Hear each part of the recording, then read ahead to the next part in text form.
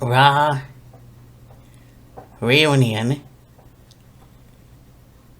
You've got Rob Van Dam, First Impact, and once again, a part of WWE. And Ron Simmons stealing Jimmy Hart's megaphone for his classic catchphrase, and Stone Cold motherfucking Steve Austin. Hey, look who's here. Hey, Mean Matt. Hey, Mean Matt here. Hey, Mean Matt here. Hey, Mean Matt here. Hey, Mean Matt here. Hey, Mean Matt here. Hey, Mean Matt.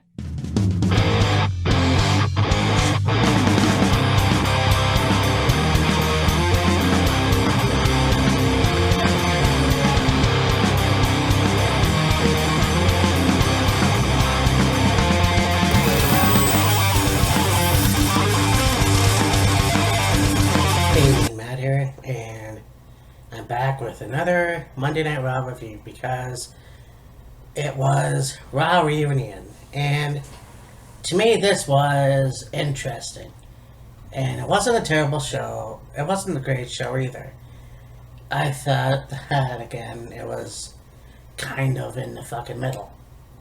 Now, I'm not trying to figure out if what's right anymore, and a lot of people, in my opinion, said that, well, why didn't the older guys put the younger guys over? And a lot of that's true.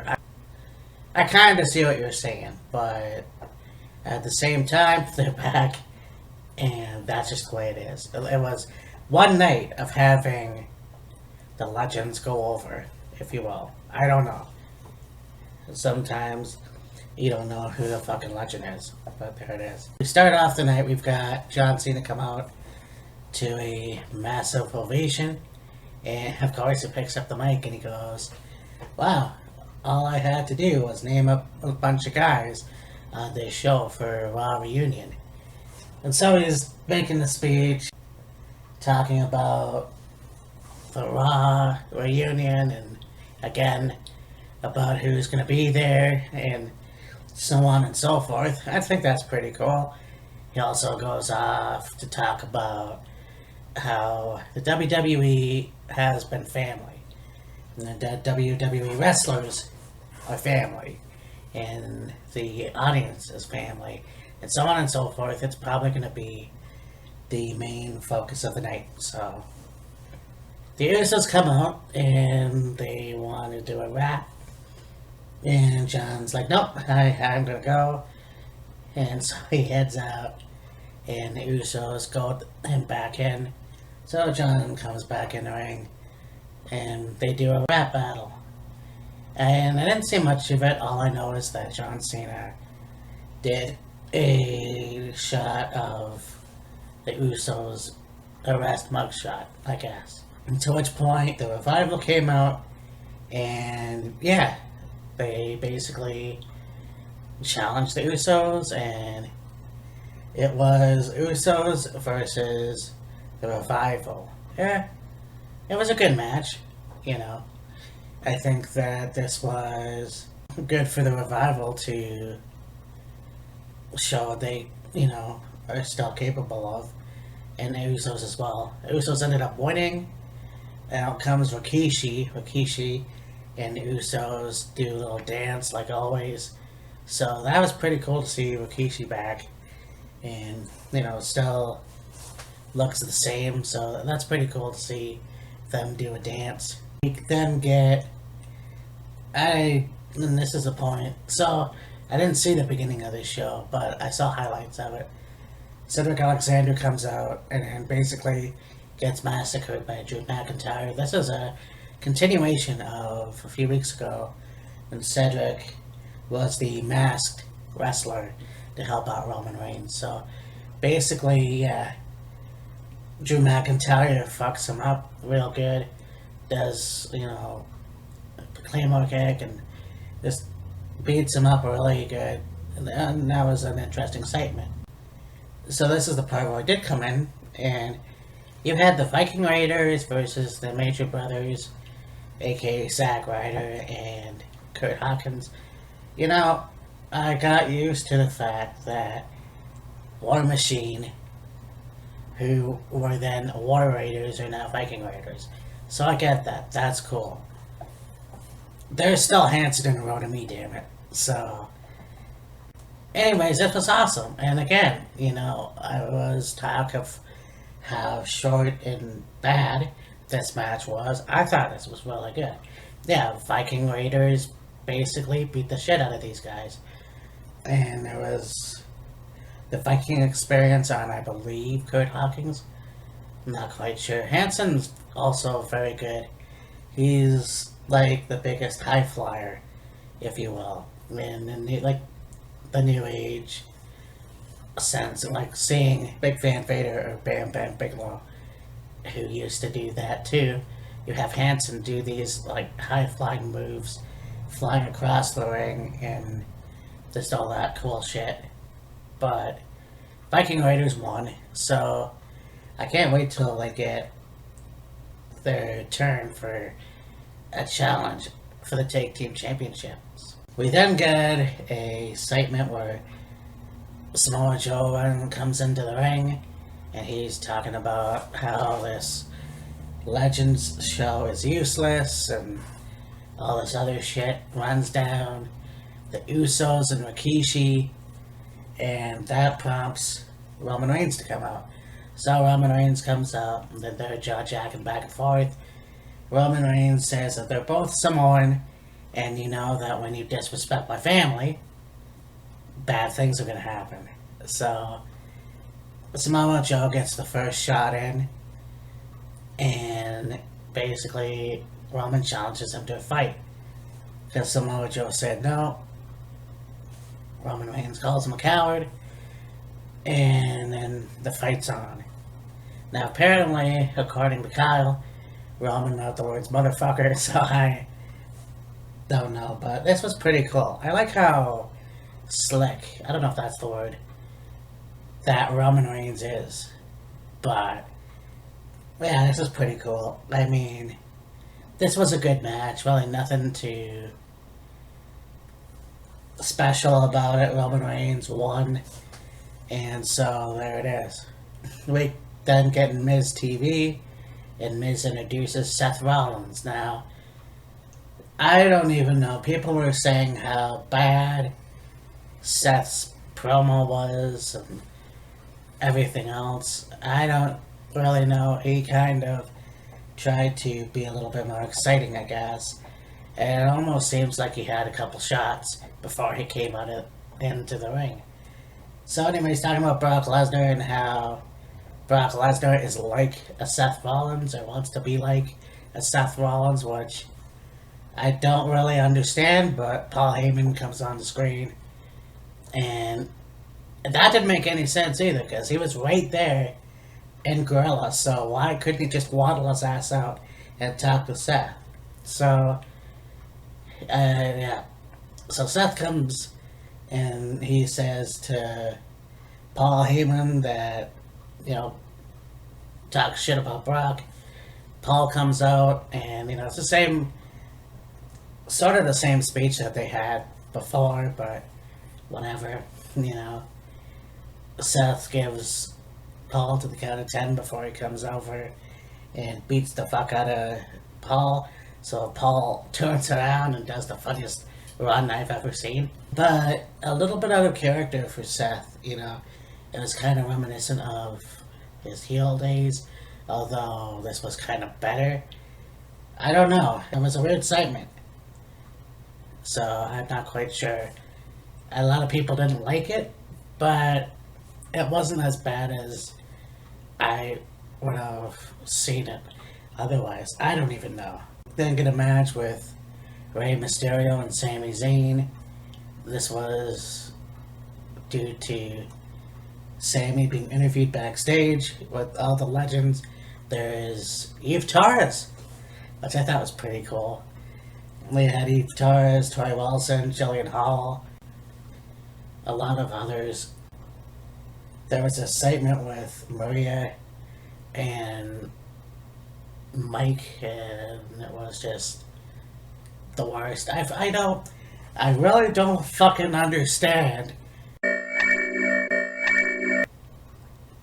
I don't understand why these two people are put in this situation. Because it's a stupid storyline. Yes, Maria's pregnant. Hey, guess what? Awesome. But now you pull this shit out from under your rug. You know? Then it's like, okay. You want to make a storyline, this has probably got Bischoff written all fucking over it. In fact, he was in that fucking party. I really fucking hate this storyline, and it's stupid. I wish it would stop. But nonetheless, there it was. So this prompted Rey Mysterio to come out.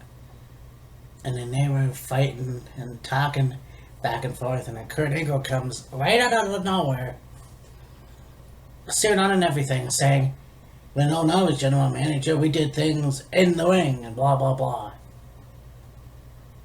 So this match was okay, you know. Obviously Rey Mysterio won. I think Sami Zayn is a good character and he does speak the truth, but the fact of the matter is, for some reason, he's getting buried and I don't understand it. Maybe it was because it was Raw reunion, I don't know. Ray was a SmackDown guy anyways. Now this didn't make any sense. You got what should have been Ricochet. Now I can see why, now that I'm saying this out loud. We had Seth Rollins taking on AJ Styles. And this wasn't for the US title. The fuck was this stupid? It was an okay match for what it was. You had the Good Brothers there. And by the way, I think the OC is better than the Club. The Club just sounds stupid. Now, I guess it's the original Club, but whatever. I still think their tagline should be "No girls allowed." But this match was fucking stupid. So anyways, AJ and the Good Brothers leave. And who should come out? DX. Shawn Michaels and Triple H. Now, I thought that was cool. I like DX. I loved DX in the beginning. But the fact of the matter is, why did you waste their energy on this fucking segment? This was stupid. Again. I would have rather had APA come out. You know, but that's just the way it... So Triple H and Shawn Michaels follow Seth back into the ring. The match continues. So it was a disqualification anyway. A chair was used. You got DX, Triple H and Shawn Michaels with Seth staring down the OC. And then AJ Styles goes, "You're just like us, or we're just like you, whatever. We're family. We're the exact same," or whatever the fuck it was. And then they three of them throw up the Too Sweet. So all three, Seth and Triple H and Shawn, throw up the Too Sweet before they give them the second, because this promo really fucking... So that was interesting. Well, then you get Road Dogg and X-Pac. Yes, Belly Gun's now on AEW. Road Dogg and X-Pac coming out with the New World Order, whatever. And holy shit. Kevin Nash and Scott Hall move like fucking tortoises. It's just, you know, I know that Kevin Nash has bad knees, but fuck. So anyways, they eventually get to the ring. And they outrun the OC. The OC finally leave. So that leaves Road Dogg to talk, and he doesn't do the whole ladies and gentlemen, boys and girls thing. He was going to do the, "If you're not down with that, we got 2 words for you. he was going to give it to Sean because, of course, Billy Gunn's not there. So he says, all right, Seth, you do the honors. So Seth, well, actually, Seth did a pretty good job in saying that, so I don't care. That was awesome. As much as I love DX, I think this was a bad segment. I really do. They deserve better than that. But whatever. So then we have Mick Foley coming out, and he's talking about the good old days, obviously, the Attitude Era, and then he shows a clip from when he won the WWF title from The Rock in January of '99. And I gotta say, I remember this moment. I remember watching this on TV and thinking about it now. It really makes me happy to know that, hey, you know, I may not have a lot of memories from the past. I do know I watched a lot of it, but at least I remember this clip and I remember this match, you know. So that was pretty cool. But the lights go out, and obviously you know what's going to happen. So the lights flicker, Bray Wyatt appears in the ring, and yeah, he gives Mick Foley the mandible claw. So at least there's one legend that puts a newer guy over, you know. But Bray Wyatt, I can't wait to see what else that he can do. Like, he's been out of the ring for a long time now. He's lost a lot of weight. So let's see how agile he can be. Let's see what else he can do. But this was a good segment. I always enjoy seeing Bray Wyatt. So, and you get the moment of bliss, Alexa Bliss and Nikki Cross. And I don't care. I really enjoyed it. Yeah, I really did. And I know we had the Miz TV earlier on in the night, but this was a really good show. And bringing Becky Lynch out and, you know, asking her about SummerSlam in Toronto and her opponent Natalia, which brings out Natalia.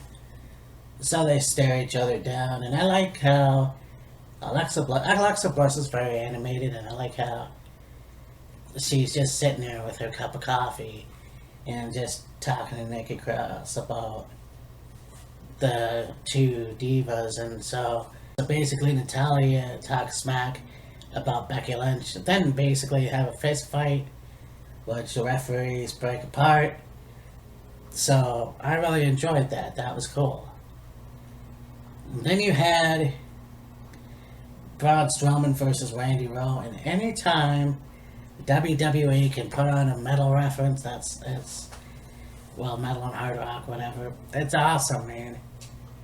Because you have Corey Graves call Randy Rhodes, or somebody called him Randy Rhodes, and that really made him corpse. And yeah, that was an honest mistake, but Braun Strowman made an example out of him, just basically wasting him, throwing him, tossing him around like a rag doll, and then giving him a power slam for the win. So, I mean, that was pretty cool. And then the moment of the night. So, it was supposed to be a celebration. All the wrestlers came out. You had Melina, you have Mark Henry, who was looking gray, and I really dug that, man. Like, I know I'm going gray, and I'm not as old as fucking Mark Henry, but that's okay. To see him with a distinguished look, I thought was really cool. You had Christian, who was doing commentary for the Take Team match. You have, well, the Boogeyman was there, the Godfather, Eve Torres, Lillian Garcia. They were all fucking right there, man. And then Hulk Hogan's music hit, and now comes Hogan, and he's talking, and I'm just, listening to him talk, and I'm going, okay, I want to hear the glass break, and there it is. And out comes Stone Cold Steve Austin, and holy shit, my adolescent hero came out, and I was a huge fan back in 98, 99, and 2000 and 2001, and he went right up until he retired, you know. It was really cool to watch him coming out in the ring, and he got the 4 quarters in the ring, you know, and he's talking and he's telling stories about when he met Ron Simmons in the hotel and he ordered room service, and the crowd really got into it, and it was awesome, you know. And it was just one of those things where it made me feel like I was 14 again. And that was awesome, because to see this was the biggest thing in WWE, you know, the superstar of the WWE. And that was awesome. So he toasts to the crowd, he toasts, and he basically, everybody is family. He called the superstars family, he called the audience family, he even called us family. And yes, we are a WWE family. I thought that was awesome, you know. And there's obviously things that happened off the air, so I'm gonna have to watch that and see what happened. But holy shit, this was an awesome end to an awesome night. And yeah, there was a few things that really didn't make sense, but this was awesome. Like, that's all I could say, really, and that's all I usually say. But you know, to see Stone Cold Steve Austin in the ring again, and yeah, maybe he won't wrestle anymore, but at least he came out and at least he addressed the audience, and he was the Stone Cold Steve Austin that I remember, and I think that's awesome. So anyhow, so that was basically last night. So I mean, this was a good show, and yeah, it had its problems, but it was also really good. I really enjoyed it. I enjoyed the ending. I really like it when the legends come together. Yes, they're not putting over young talent. That's, you know, it is what it is. But it was cool to see Steve Austin in the ring again. It was cool to see Eve Torres and Tori Wilson and Sergeant Slaughter and Rob Van Dam.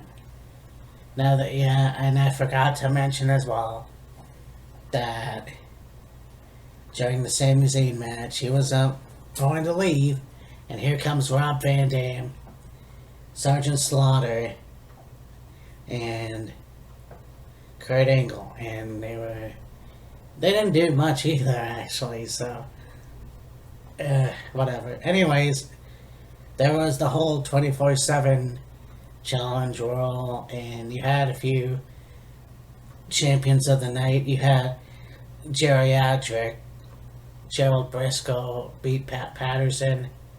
You had Eve Torres. Oh, no, she wasn't the champion. Kelly won the title. You had Medusa won the title. Now here's the thing. Alundra Blaze, Medusa, whatever, she won the title, and she said, I'm going to dispose of this, and you knew what was going to happen. It wasn't funny. Like, I know they were trying to play humor, and she was doing this whole thing out in where Jerry and everyone was, and she's playing. Do you remember this, everybody? At least that's what I saw, and it was dumb as well. But then Ted DiBiase came out.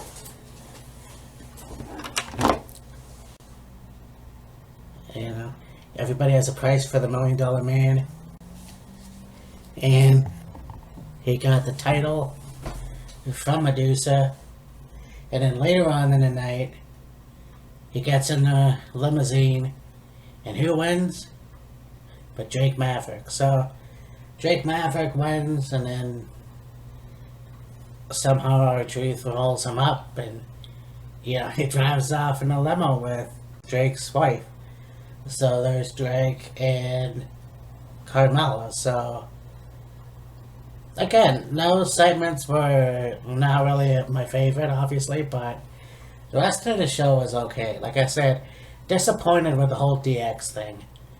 But the fact that Steve Austin, Stone Cold Steve Austin, the fucking rattlesnake, was in the ring, that really made it for me.